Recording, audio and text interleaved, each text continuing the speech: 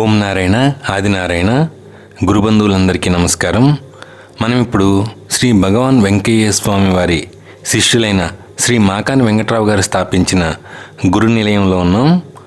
ఇక్కడ శ్రీ భగవాన్ వెంకయ్య స్వామి వారు వాడిన పంగాల కర్ర, స్వామివారి తల వెంట్రుకలు, గోళ్ళు, స్వామివారు వాడిన ముంత, డోలి అనేక వస్తువులు ఇక్కడ ఉన్నాయి. అలానే శ్రీ భగవాన్ వెంకయ్య స్వామి వారు మన కర్మలను తొలగించి భగవంతుడి అనుగ్రహం పొందడానికి చెప్పినటువంటి విషయాలను కూడా మనం ఇక్కడ తెలుసుకుందాం. ఈ వీడియోని ఎవరు స్కిప్ చేయకుండా చివరి వరకు చూడండి.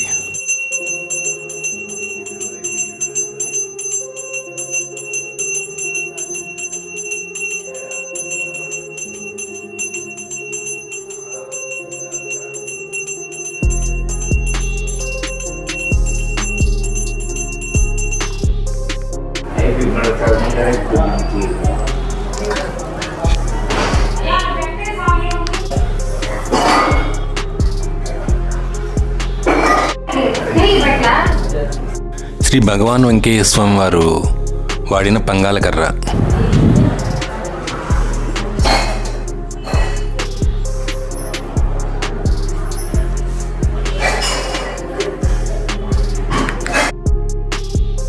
శ్రీ భగవాన్ వెంకయ్య స్వామి వారి శిష్యులు శ్రీ మాకాని వెంకట్రావు గారు. ఇక్కడ కనిపిస్తున్న ప్రదేశాలన్నీ కూడా శ్రీ భగవాన్ వెంకయ్య స్వామి వారు సంచరించిన ప్రదేశాలు. మద్రాసు హైకోర్టు, పెంచలకోన,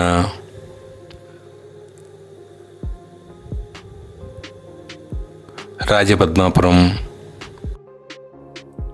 కోటితీర్థం, పెన్నబద్వేల్ తిప్ప, చిట్టేపల్లి తిప్ప,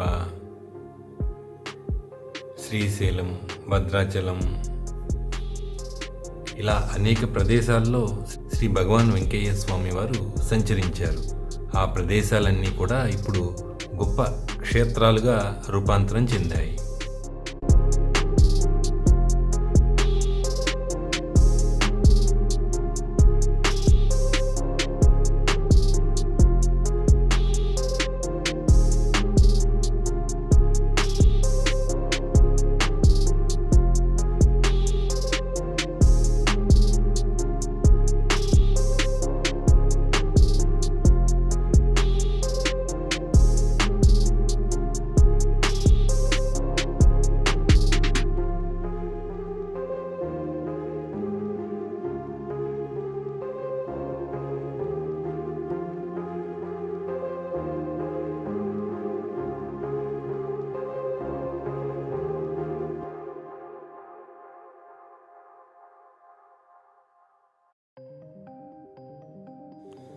ప్రతి శనివారం ఇక్కడ నిత్యాన్నదానం ఉంటుంది.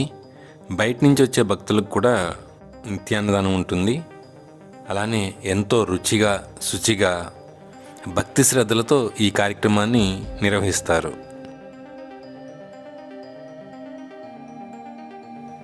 ఎంతోమంది మహనీయుల ఫోటోలను కూడా మనం ఇక్కడ చూడవచ్చు.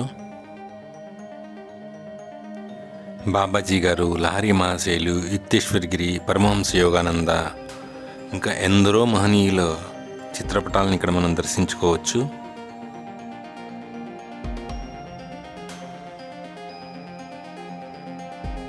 స్వామి శరణం, గురుదేవ శరణం, వెంకయ్య స్వామి శరణం. అన్నదాత ప్రభు మాకాని వెంకట్రావు స్వామికి, అన్నదాత ప్రభు మాకాని వెంకట్రావు స్వామికి, అన్నదాత ప్రభు మాకాని వెంకట్రావు స్వామికి.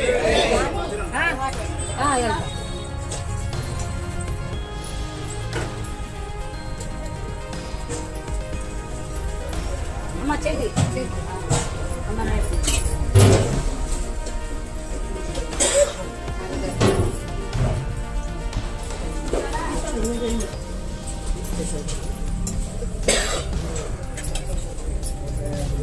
అమ్మ ఇస్తారు కొంచెం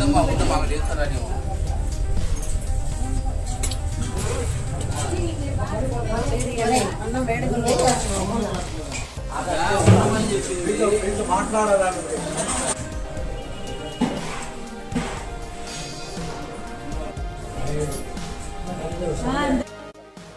స్వామివారితో మీ అనుభవాలు ఏంటనేది చెప్పండి. నాకు 25-26 ఉంటుంది. మా వారికి 32 ఉంటుందండి. నేను అక్కడ సమాధి అయ్యారు అన్నారు. అప్పుడు నెల్లూరులో నుంచి మా వారు నేను పోయి దర్శనం చేసుకున్నాం. కానీ అంత డెవలప్ లేదు గొలగమూడి. అంతా కరతుమ్మ కట్టెలు లాగా చెట్లు, అక్కడ ఒక బాయి, ఆ బాయి కాడే స్నానం చేసేవాళ్ళు.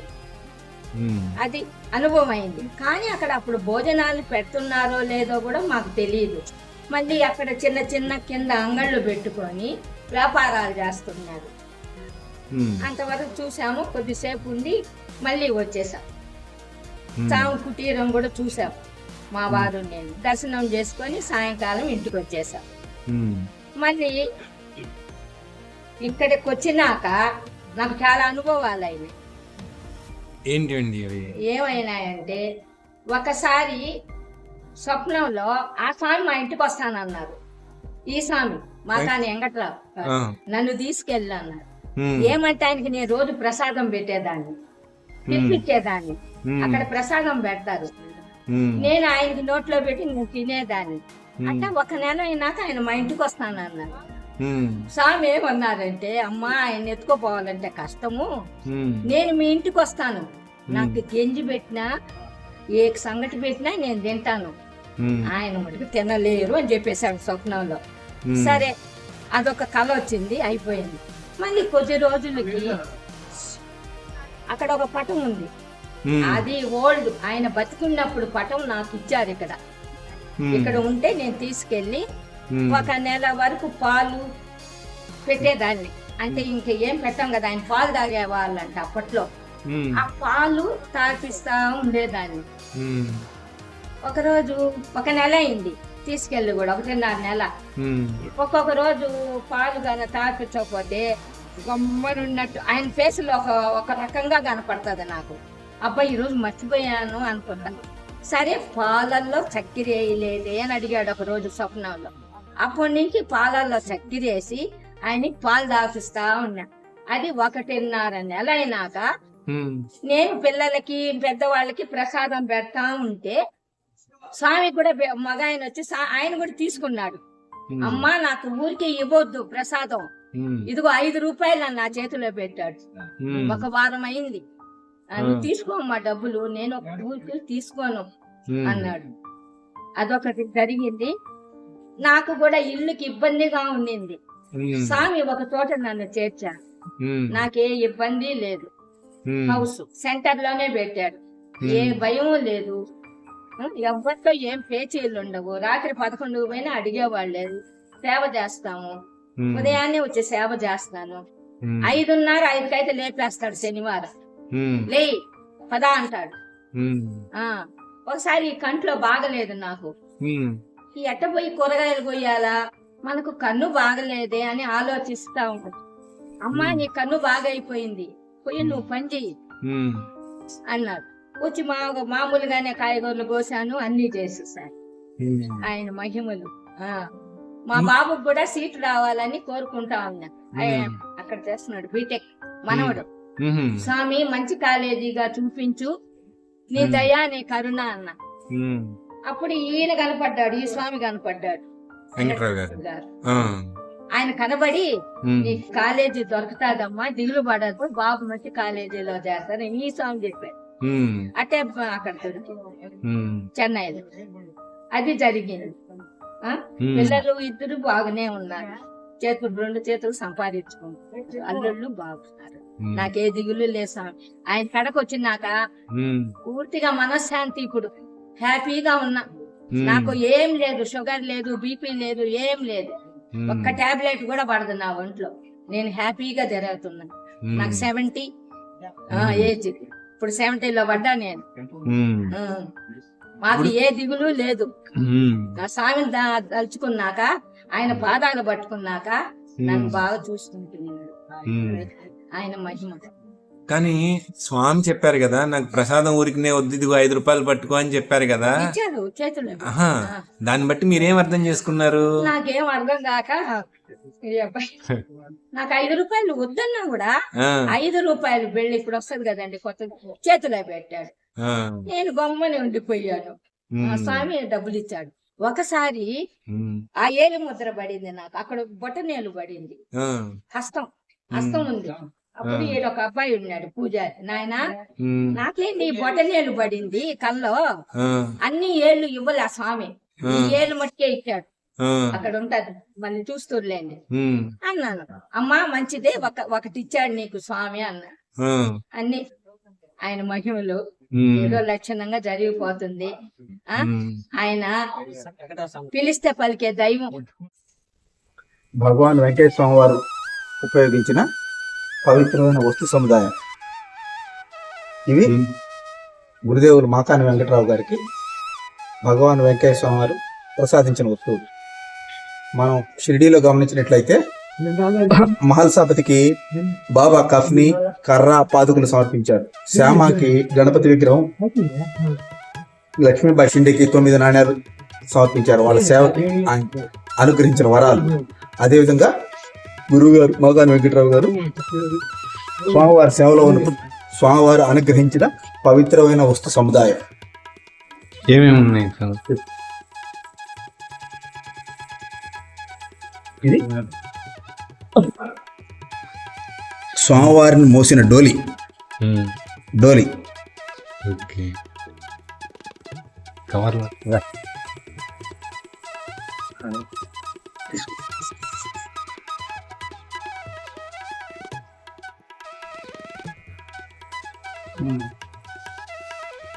అప్పటిది ఎంతో చాలా జాగ్రత్తగా భద్రం చేశారు.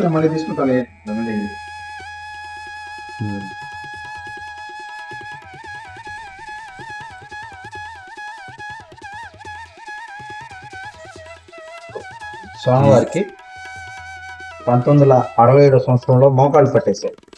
అప్పటి నుంచి స్వామివారు ఘన పదార్థాలు తినడం మానేశారు, అన్నము, రాగి సంగటి లాంటివి. ఆ రోజు నుంచి సేవకులు 11 సంవత్సరాలు రాగి జావా, చివరి 4 సంవత్సరాలు పాలు స్వామివారి ఆహారం. స్వామి ఎక్కడికైనా వెళ్ళాలంటే డోరీలో తీసుకెళ్ళేవాళ్ళు, కర్రేసి ముందరొకరు వెనక ఎవరు మోసుకుంటూ వెళ్ళేవాళ్ళు స్వామివారి డోలి. తర్వాత స్వామివారు ఆహారం స్వీకరించిన కాటి రేఖ.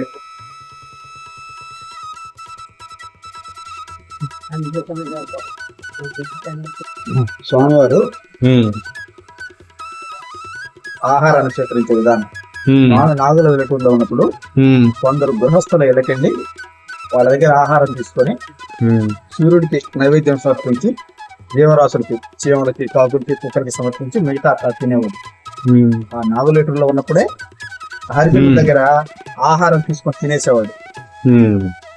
అట్లా ఎందుకు చేశాడు స్వామి అంటే భగవంతుని దృష్టిలో మానవులందరూ సమానమైన లోకానికి చెప్పడానికి.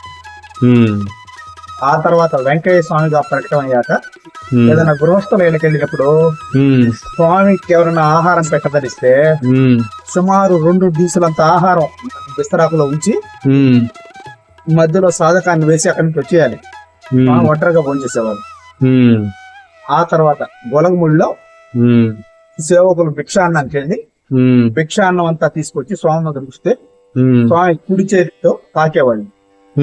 తాకిన తర్వాత ఆహారాలని, కూరల్ని, అన్నం అంతా కలిపేసి కుడి చేతితో తాకేవాళ్ళు, దునికి సమర్పించేవాళ్ళు, దేవరాసులకు పెట్టేవాళ్ళు. తర్వాత సేవకులంతా తిన్న తర్వాత వసతులైనాయా అని 1-2 సార్లు అడిగిన తర్వాత స్వామి ఆహారాన్ని తెప్పించేవాళ్ళు.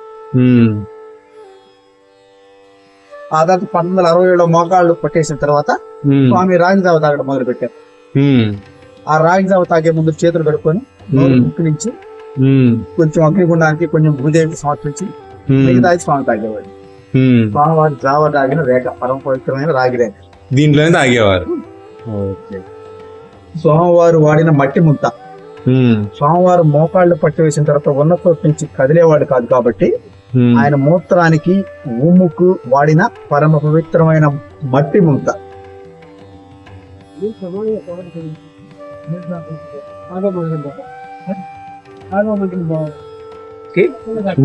భగవాన్ శ్రీ వెంకయ్య స్వామి వారు తమ సచరిత్ర రాయడానికి అనుమతిచ్చారు. హేమాత్ పంత్కి బాబా ఎట్లా అనుమతించారో అట్లా ఒకరోజు పలుపూరు నారాయణదాస్ స్వామి ఆశ్రమంలో నారాయణదాస్ స్వామి నుంచి మాకాని వెంకటరావు స్వామి అనుభవాలు రాసుకుంటూ ఉన్నారు. ఈ లోపల ఇంకొక సేవకుడైన నాగయ్య గారు రావయ్య స్వామి పిలుస్తుంటే అని కోపంగా అరుస్తారు. తర్వాత స్వామి ఆయన వెంకటరావు స్వామి రాసే పని అంతా పూర్తయిన తర్వాత స్వామి దగ్గరికి వెళ్ళగానే స్వామి పుస్తకాన్ని చటుక్కుని లాక్కని రాత్రంతా తలకిందులు పెట్టుకున్నారు. ఒక రాత్రంతా స్వామి తలకింద ఉంది అంటే సచ్చరిత్రకి ఆయన ఆశీర్వాదం అనుమతి దివ్యాశీస్సు. భగవాన్ వెంకటేశ్వర సచ్చరిత్ర ఈ సచ్చరిత్ర ఉంది కదా, ఇక్కడి నుంచి మొదలైంది ప్రయాణం. మొదటి రూపం చివరి రూపం. సంతోషం. 1993లో తీసిన ఫోటో, 2011లో తీసిన ఫోటో.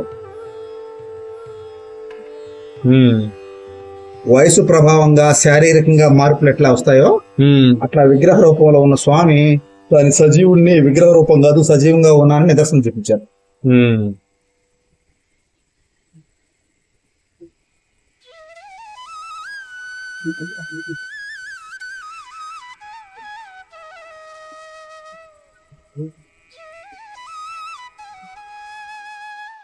భగవాన్ శ్రీ వెంకటేశ్వర వారి కాలి గోల్డ్.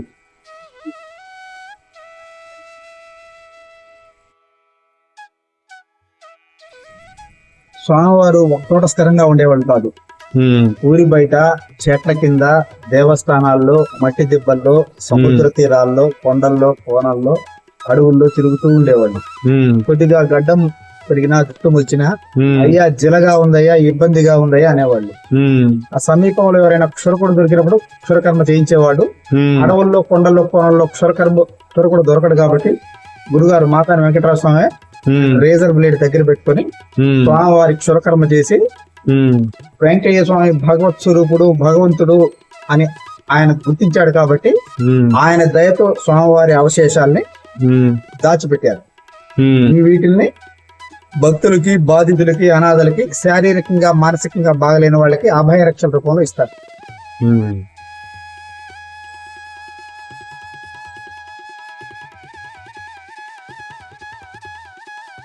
స్వామివారు రాత్రంతా గుణం మీద కూర్చొని మేలుకొని తిరువళ్ళూరు వీరరాఘవ స్వామి, కంచి వరదరాజు స్వామి, నెల్లూరు రంగనాయక స్వామి, పెంచులకోన నరసింహస్వామి, జొన్నవాడ కామాక్షమ్మ, తిరుపాసూరు అమ్మవారు అంటే సకల దేవతాల నామాలు ఉచ్చరిస్తూ పొగాకు సప్పరిస్తూ ఉండేవాడు. స్వామివారు పొగాకు భద్రపరిచిన వాడిన పొగాకు డబ్బా.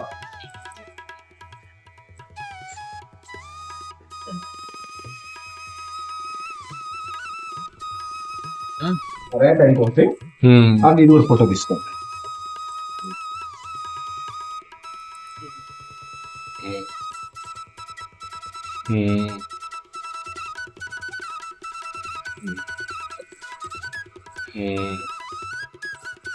స్వామివారు ధరించిన చొక్కా, స్వామివారి వేషధారణ ఒక దశలో రైతులాగుండేది. స్వామివారు ధరించిన చొక్కా. స్వామి నడిచే రోజుల్లో తులసభ నెల్లూరులో మై స్టూడియోకి వెళ్ళి తీయించిన ఫోటో అది. ఈ ఫోటోని తులసవ తీయించింది. మై స్టూడియోకి తీసుకెళ్లి స్వామి నడిచే రోజుల్లో అంటే 1967కు ముందు. 67కి ముందు.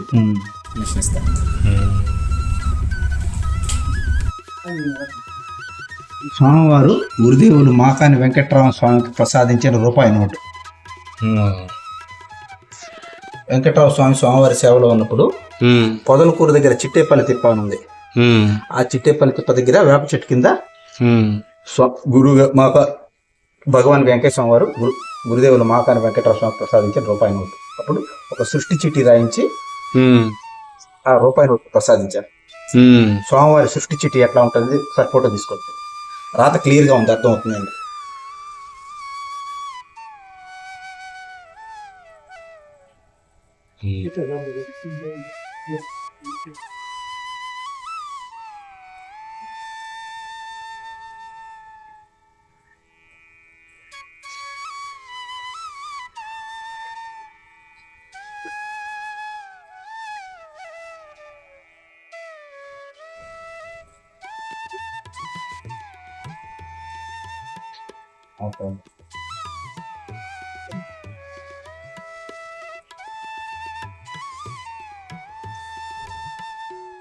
స్వామివారి చీటీలు చెప్పేవాళ్ళు. ఆ చీటీల్లో కోట్లు, పడిగలు, వజ్రాలు, రత్నాలు, అరుబుదాలు, నిరుబుదాలు అనే పదాలు ఎక్కువగా ఉండేటి. చేకూరు పిచ్చయ్య అనే సేవకుడు ఒకసారి స్వామిని అడుగుతాడు, స్వామి సృష్టి చీటీలు అర్థం కావట్లేదంటే, అయ్యా తెలుసుకునే దానికి ప్రయత్నం చేయొద్దు, అవసరమైనప్పుడు అవి అర్థం అవుతాయని చెప్తాడు. అవన్నీ 16 భాషలకు అతీతమైన భాష, దేవనాగరిక భాష అని స్వామి చెప్తారు. అట్లా స్వామివారు చెప్పిన, ఇప్పుడు 1976లో చెప్పిన ఒక సృష్టి చీటీ అది తీసుకొని నేను ఎక్స్ప్లెనేషన్ ఇస్తాను. ఒక్క పొద్దుంటే ఏది కావాలంటే అది వస్తుంది. ఒక్క పొద్దు అంటే సూర్యోదయం నుంచి సూర్యాస్తమయం వరకు ఉండే కాలాన్ని పొద్దు అంటారు. మానవుడు తన జీవిత కాలంలో ఒక్క పొద్దు సూర్యోదయం నుంచి సూర్యాస్తమయం వరకు భగవంతుడి ధ్యాసలో గెలబడితే వాళ్ళు ఏం కోరుకుంటే జరుగుతుంది అంటే దైవ శాసనం అన్నమాట. భగవంతుడు మానవాళికి ఇచ్చిన వరం. అది స్వామివారి సృష్టి చీటీలో ఇదో.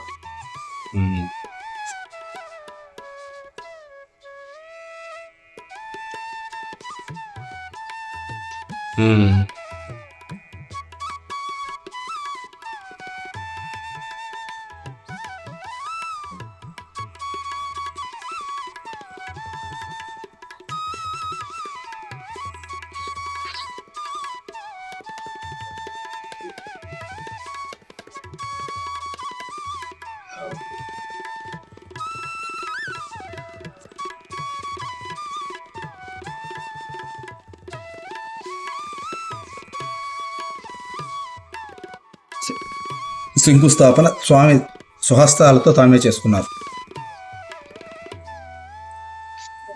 మే 7వ తేదీ 1980 సంవత్సరంలో.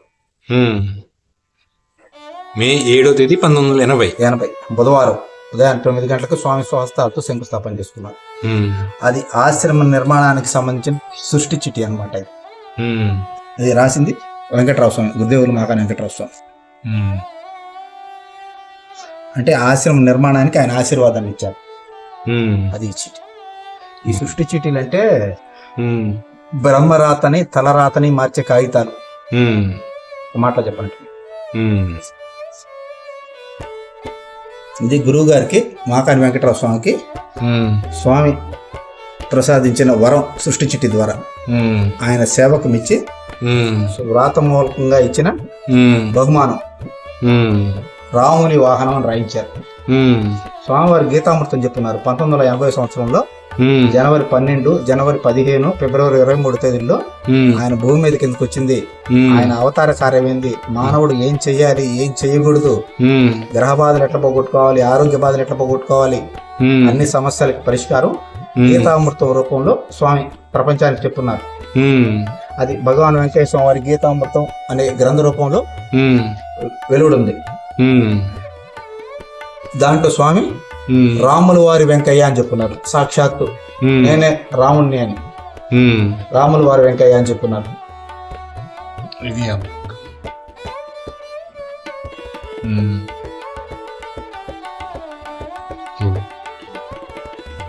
ఆయన రాముడు అయితే రామకార్యాన్ని భుజం మీద మోసి నడిపించింది ఎవరు? ఆంజనేయ స్వామి.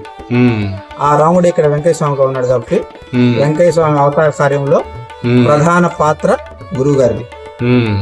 మిగతా చాలా మంది సేవకులు చేశారు, కానీ ప్రధాన పాత్ర మాత్రం ఆయనది. ఎందుకంటే ఆశ్రమ నిర్మాణం చేశారు, గ్రామ గ్రామాల్లో ఆయన ప్రచారం చేశారు. తర్వాత అక్కడ భక్తులకి ఏదైనా అనారోగ్య సమస్యలు వచ్చినప్పుడు ఆయన వైద్యం చేసేవాళ్ళు, ఇంజక్షన్లు వేసేవాళ్ళు, మందులు ఇచ్చేవాళ్ళు.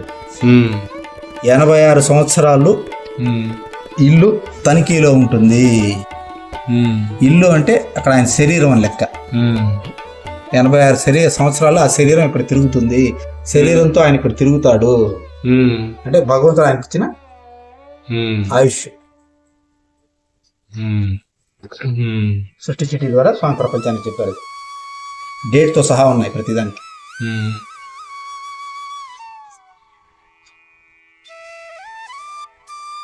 కింద వేలు ముద్రలు ఉన్నాయా? వేలు ముద్రలు అవి కాదు కాదు కాదు కాదు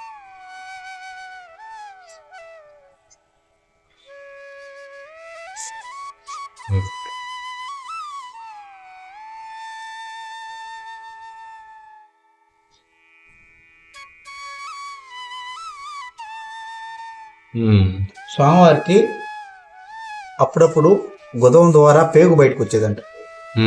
పేగు బయట ఒక అడుగు వరకు పేగు బయటకు వచ్చేది. కాకులు వాటిని పొడుస్తూ ఉన్నా కూడా స్వామి తరివేవాళ్ళు కాదు. అది స్వామివారి పేగుకు సంబంధించిన చీటీ అన్నమాట.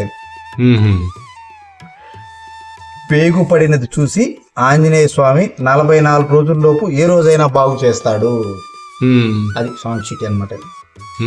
కొంతకాలానికి దానంతరం అదే తగ్గిపోయింది. కొంతకాలం అట్లా జరిగింది స్వామి విషయం. చీటీ రాయండి అనేవాళ్ళు. గురువుగారు మాకాని వెంకటరావు స్వామి విషయానికి వచ్చేటప్పటికి ఆయన చీటీ ఆయనే రాసుకుంటాడు. ఆయనకే ఛాయిస్ ఇచ్చేసేవాళ్ళు. మనం బాబా చరిత్రలో చూస్తే బాబు సాహెబ్ రేగే అని రిటైర్డ్ జడ్జి గారు ఆయన బాబా దగ్గరికి వస్తాడు ఒకసారి. బాబా దగ్గరికి వచ్చినప్పుడు అది నీకేం కావాలి, నీకు 5 రూపాయలు కావాలా, 100 రూపాయలు కావాలా, ఏమి కావాలన్నా కోరుకో, ఎంత కావాలన్నా కోరుకో, నేను ఇస్తాను అంటాడు బాబా. ఫుల్ ఆయనకి ఛాయిస్ ఇచ్చేశారు. అట్లా వెంకటేశ్వర స్వామి వారు తన బిడ్డ అయిన వెంకటరావు స్వామికి చీటీ ఇచ్చి అయ్యా నీకు ఏం కావాలంటే ఏం కావాలన్నా రాసుకో అన్నారు. అంటే ఆయన ఏం రాసుకున్నా జరుగుతుంది. అంటే గురువు శిష్యుడికి పెట్టిన పరీక్ష అనమాట. ఈయన గురువు గారు ఏం చేశారు, స్వామి అంతా నీ దయ అని రాసి ఆయన పాదాల దగ్గర పెట్టేసేవాడు. పూర్తిగా భారం ఆయన మీద వేసేవాడు. ఈయనది సొంత నిర్ణయాలు తీసుకునేవాడు కాదు. తిరిగి భారం స్వామి మీద పెట్టేసేవాడు. నువ్వేం చేసినా నా మంచికే, సర్వస్య శరణాగతి. అది